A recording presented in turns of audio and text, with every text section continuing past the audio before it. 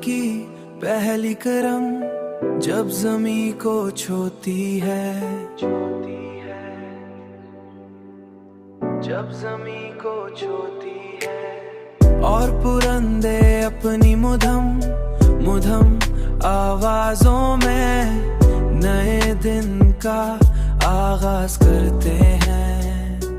तू यूं लगता है जैसे जिंदगी एक नई उम्मीद के साथ दोबारा शुरू हो रही हो। मगर दिल के किसी गोशे में तुम्हारी याद अब भी वैसी ही ताजा है।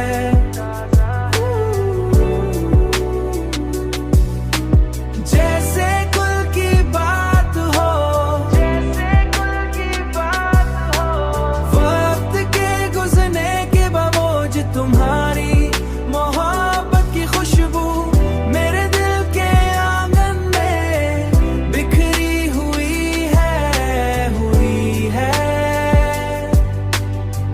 बिखरी हुई है।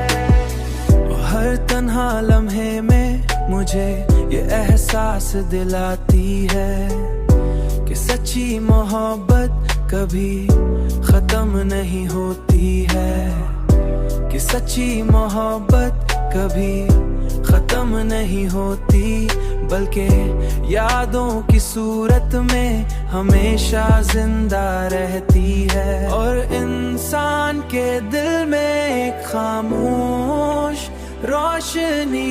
रोशनी की तरह जलती रहती है।